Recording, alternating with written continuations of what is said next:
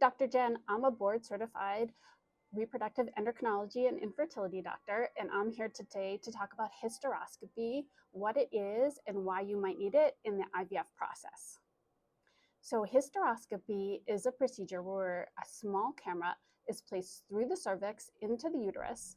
The uterus is filled with sterile saline so that it distends, and with the camera you can look all over at the lining of the uterus, at the openings to the fallopian tubes, and you can check the appearance of the lining, and you can check for any problems that may arise in the uterus.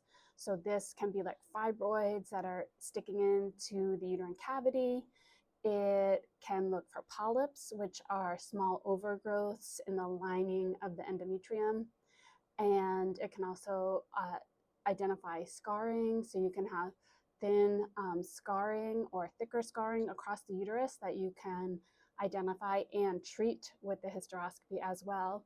It can also be used to look further at inflammation in the uterus. So I have some patients with inflammation in their uterus called endometritis that is resistant to antibiotics. And with hysteroscopy, we can go in and resect those areas of inflammation in the lining of the uterus to decrease overall inflammation in the uterus and increase the chances of implantation. And why is this important? Because the inside of the uterus, or the lining of the uterus, that's where the embryo implants and grows. So I always say we want that as perfect as possible for the embryo. So we want to remove any of these things if we find them before we put an embryo into the uterus, because the lining of the uterus or the endometrium is like the soil, and the embryo has to implant and grow there. And so this gives us a really perfect, it's sort of like the gold standard of the check on the uterus to make sure everything is really good for that embryo implanting in the uterus. So that being said, not every patient needs a hysteroscopy before IVF or embryo transfer. A lot of times a saline sonogram, I have a video on that as well, so go check that one out, which has a real-time saline sonogram being done. But oftentimes we start with that, because what that does is it's an ultrasound-based way to check the uterus, where fluid is put in the uterus, and we can look for any evidence of polyps or fibroids or scarring leaking in. But if there's any question on the saline sonogram, then a hysteroscopy is indicated, because we can confirm what was seen on the saline sonogram and also treat it. So a lot of times before an embryo transfer, a saline sonogram may be done.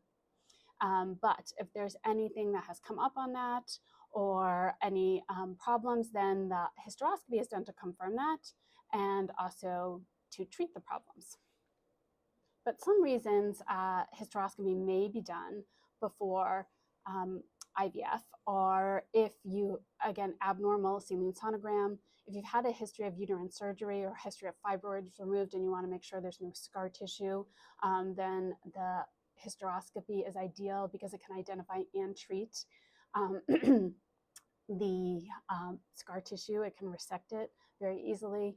And also, for my patients who have recurrent endometritis, it is an option to resect that inflammation that won't go away with courses of antibiotics. So that's also an option. Some of my patients who have persistent thin lining or persistent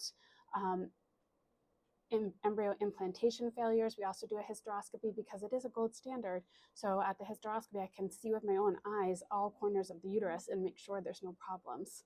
Also, at the time of the hysteroscopy, you can take an endometrial biopsy or a sampling of the lining and test for inflammation in the lining as well. So that's a really full workup or check on the uterus. Also, hysteroscopy is commonly done before donor egg embryo transfers, again, because it's the gold standard, that it is a really good way to check the uterus. So it's often done before donor egg embryo transfers as well. So I use hysteroscopy thoughtfully in a personalized way. So it's not done on every single patient during the IVF process, but it is individualized to the patient. If there is something I'm concerned about in the uterus, then, or have a possible concern about in the uterus, that's when I would recommend a hysteroscopy as opposed to a saline, or in addition to a saline sonogram. So with the hysteroscopy, and you'll see in this upcoming video, the hysteroscopies, especially when they're done to remove a polyp or to remove scar tissue, they are done under anesthesia, because distending the uterus and removing a polyp is uncomfortable. It can cause very intense cramping. So they are done with anesthesia, where you get an IV and you're actually breathing on your own. The hysteroscopy doesn't take very long. Usually they can take anywhere from 5 minutes to 15 minutes. It's not a long procedure. So you have anesthesia where you have an IV, it's called IV sedation. You have an IV, but you're breathing on your own. So that makes it most comfortable. Now, sometimes we do a diagnostic hysteroscopy where it's done where we're not treating anything, but we want to just look around the uterine cavity. And it's done with an even smaller hysteroscope. And especially if you've had a vaginal delivery before, that can be done in the office without anesthesia, because again, especially when you've had a baby before and your uterus is larger or your cervix is larger, that is well tolerated in the office, but that's not really to remove like polyps or fibroids. That's just to get a really good look at the uterine cavity, and that's an office-based hysteroscopy, and that's usually done with lidocaine, but not with full IV sedation. So those are the different types of hysteroscopy and the pain management that's used for each type of hysteroscopy. In the upcoming video, you'll see that my patient had IV sedation for her hysteroscopy. So now I'm going to switch over to the actual hysteroscopy procedure. Please subscribe to my YouTube channel to get more content like this, or please leave any questions in the comments. I love interacting and answering questions. So subscribe and leave questions, and enjoy this next part of the video, which shows a hysteroscopy on one of my patients, and it was done with patient's full consent. Hi, Dr. Jen fertility friends. So today I'm doing a hysteroscopy, which is a camera that looks into the uterus. So you'll be able to see what the inside of a uterus looks like. So come on, let's go. So I'm going to check the uterus, okay, and remove that polyp. You see the polyp there, okay? So the hysteroscopy procedure is short. It usually takes about 10 minutes, but it can be very crampy because water is put into the uterus, which extends the uterus. And especially if we're removing a polyp or fibroid, that can add to the crampiness. So we use IV sedation anesthesia with the hysteroscopy so that you can sleep comfortably for those 10 minutes and you won't feel a thing. Maybe you might feel a little burning in the IV, that's normal. And then think of a nice vacation spot in Bora Bora, out in the bungalows. Just want to make sure she's nice and comfortable and asleep. Good. This is the instrument that we use. It's called a hysteroscopy. There's a camera on the end, and this thin rod is placed through the cervix into the uterus, and you can see a little camera at the end that's infused with sterile saline or water that goes through into the uterus, that expands the uterus so we can see. And I'll show you what the inside of a uterus looks like in a minute. The first step we have to do is dilate the cervix. So the cervix, or the opening at the bottom of the uterus where the baby usually comes out.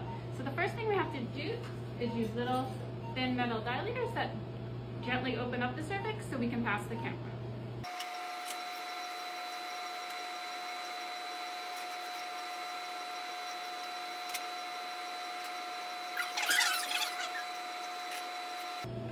So the cervix is dilated to about this thickness to allow for the camera to be passed in. It can be crampy to dilate the cervix up, so that's why the anesthesia is nice and with a hysteroscopy. Now we're ready for the hysteroscope. And it uses water to descend the uterus. Here's the hysteroscope entering through the cervix. This area is the cervix. And then we get into the uterus here. So through the cervix into the uterus, and this is the top of the uterus or fundus where the embryo implants. This here is the opening to a fallopian tube on one side of the uterus, and you have two fallopian tubes. So this here is the opening to the other fallopian tube on the inside of the uterus there. And then we're standing around looking for the polyp, and this looks on the top of the uterus here like a overgrown area. Here is our polyp. So we're going to use a pair of graspers to remove this polyp. This little polyp or overgrowth of the lining of the uterus can cause inflammation and prevent the embryo from implanting. So for, especially in patients who are having trouble getting pregnant, we want to remove that.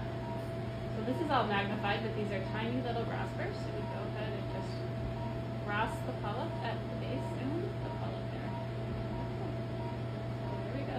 Polyp is removed. Thanks for joining me for that hysteroscopy and removal of the uterine polyp. And let me know if you have any questions and I'll answer them in comments. Thank you.